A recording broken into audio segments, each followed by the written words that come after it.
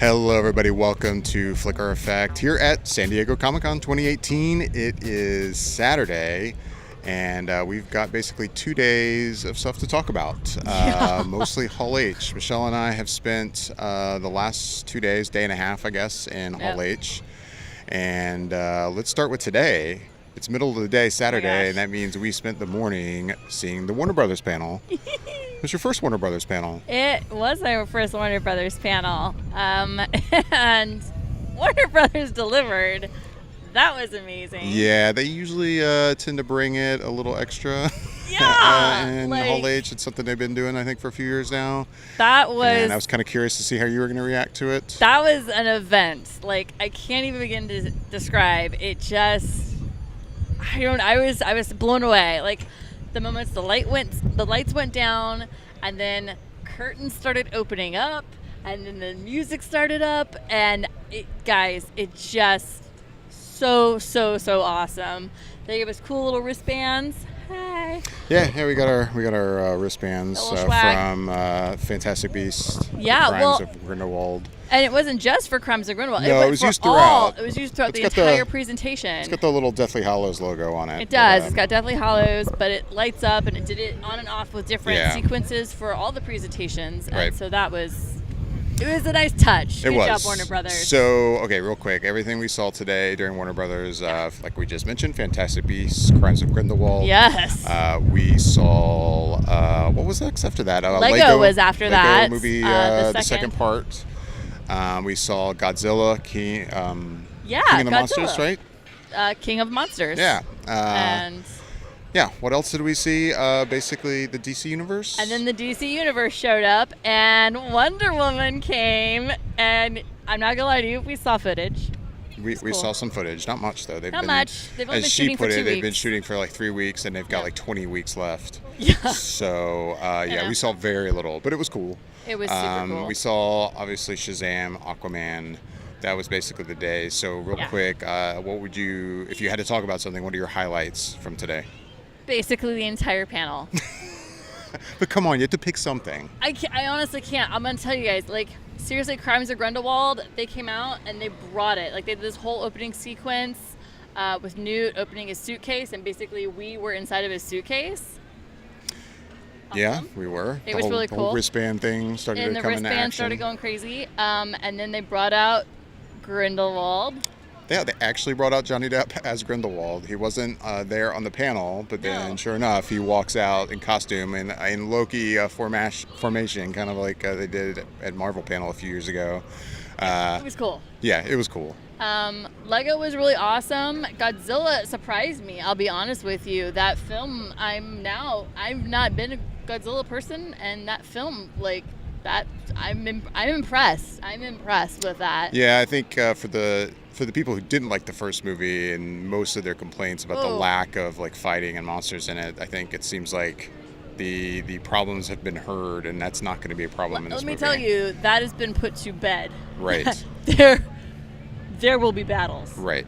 In Godzilla, I can tell you for sure. But yeah, then the DC Universe came out, and it was Wonder Woman, and we got just a sliver of footage from her, but it was so awesome.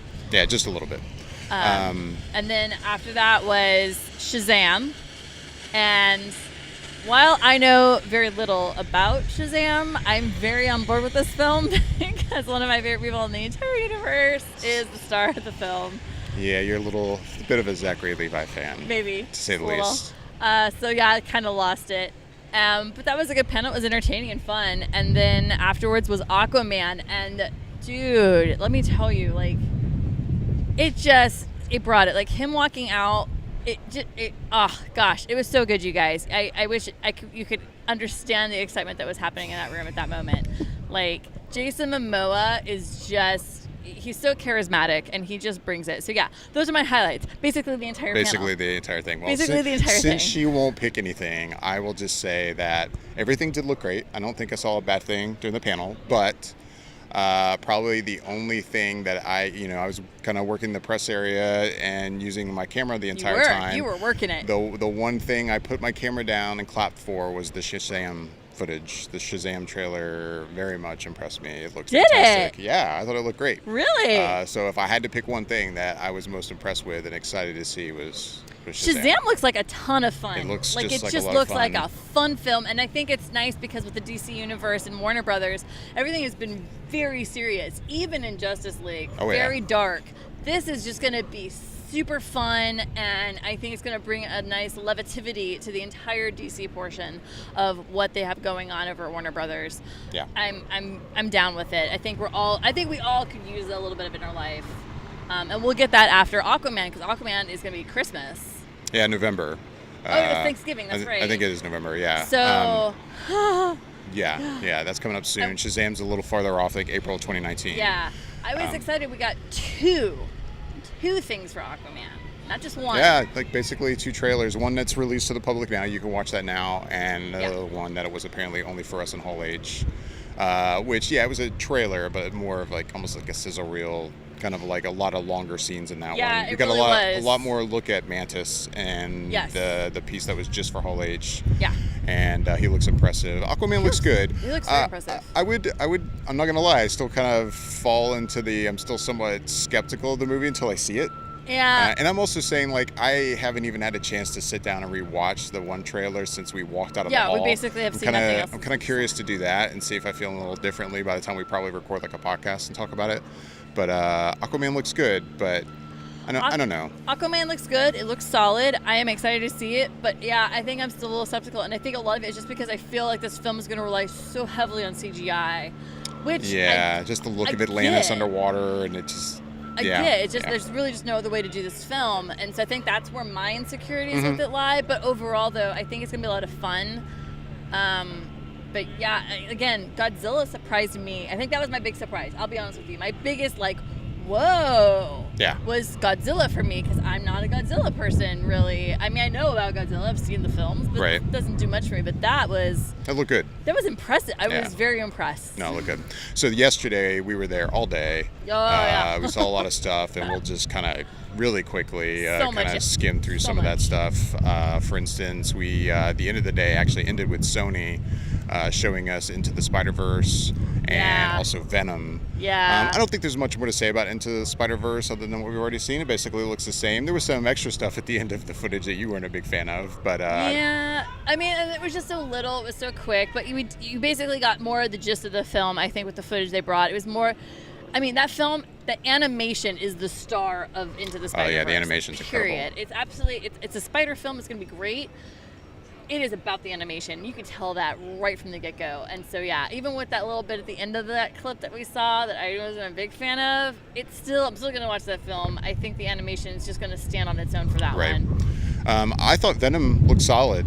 Venom, the first trailer that we got already, I was like okay on, and I'm saying this as someone who doesn't know the source material very well, but what we saw yesterday, you see a lot more of actual Venom. And I thought he looked great. And they were even saying that a lot of those effects are still not complete. He should look even better by the time the film comes out. So that's impressive. It is impressive, considering it looked impressive as it was. Yeah, I thought it looked good. I mean, yeah.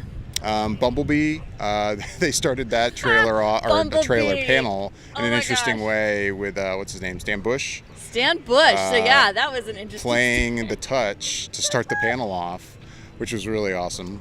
And Bumblebee, I said before with the footage or the trailer we got before, I've not been a fan of the Michael Bay films, but this looks good, and I thought the stuff yesterday also looked great. I think it solidified wow, this film is a big separation from the Michael Bay films. It is different, yes. This one's directed by Travis Knight. Yeah, Travis Knight, big Leica dude. Yeah, big Leica dude. The guy over at Leica, so he has a big animation background, and I think that's an interesting thing to take into this. 2 Oscar nominations. Yeah. You know, he made a point to point that out.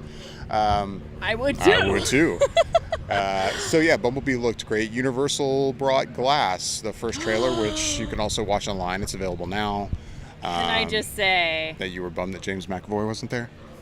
I wasn't even going to go there. Yeah. I will say my love to James McAvoy, who is apparently just deathly ill and stuck in Canada while filming something else. Right. Couldn't come to the panel, so I was I was a little heartbroken. But Yeah, a little bit.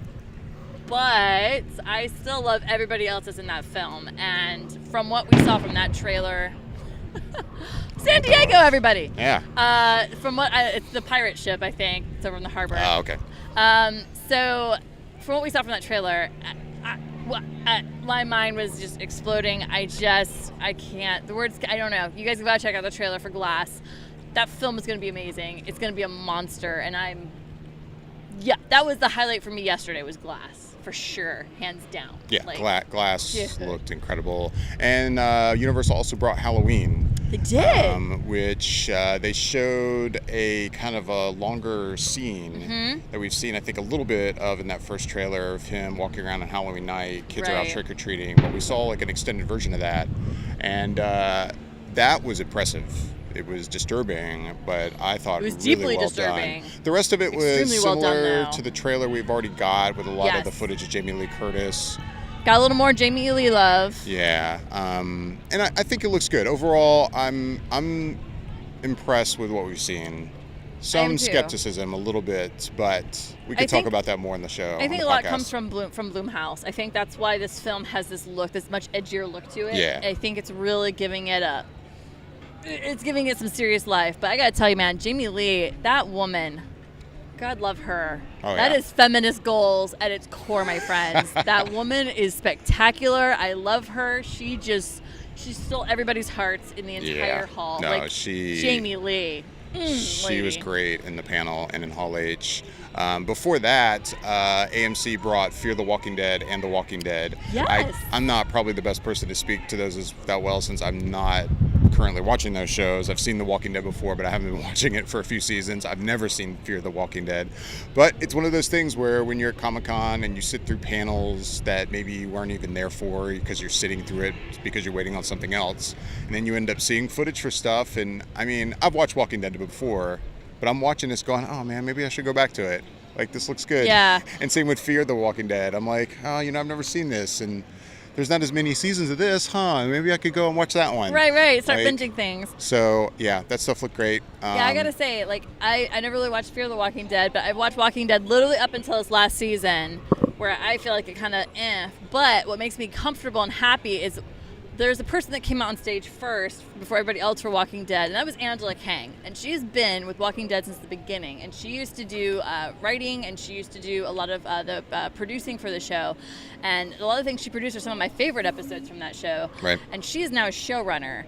And you can tell from the footage what she has done is brought back the heart to Walking Dead and a lot more zombies and zombie. It looks like it's going back to basics, baby, and I'm super excited for that. So I think Walking Dead looks solid for this next season, guys. Like, super solid. And it was nice being there for the panel. This is going to be Andrew Lincoln's last season. Yeah. And he got a standing ovation from the hall, since this will a probably moment. be his last time in Hall H for Walking Dead. It was a moment. Probably his last time in Hall H for a while. He seems like he's taking a break after this for a bit. He kind of wants to spend time with his family. You never know what kind of films he's going to do coming up later. Yeah, I'm sure he's not retiring, but I think he's probably taking some time off from acting for a little bit. But anyway, it was a great day in Hall H yesterday and this morning. It was. I will say, the start off to yesterday real quick was the Dr. Horrible sing-along reunion. And Felicia Day and Joss Whedon and Nathan Fillion. Yeah. It was a lovely way to start the day. They were very nice. cute. They were funny. They got us all kind of geeking out about things. So I think it started the day really well yesterday. Just going to have that little fun fandom thing. That was fun. It was fun. So tonight we're going to go back in Hall H for Kevin Smith. He's back to doing Saturday night in Hall H, so I'm looking forward to that. And yeah, keep checking back at our YouTube channel for more updates. We'll be hopefully posting some more stuff soon. And as soon as we get back, the two of us get back to Orlando, I'm sure we'll be recording a podcast with the other two guys from here in California, Bobby and Yasha. Yeah. And we'll get even more in depth to the Lawless stuff. I'm curious to hear Bobby's thoughts on a lot of these trailers that are now dropped out to the public, since unfortunately he and Yasha couldn't be in the room this year. They couldn't be with us for Friday, Saturday this year, unfortunately. But they've been following. We've been sending messages. They've been following, and I know they got thoughts on things. So anyway, thanks guys for watching, and keep checking back.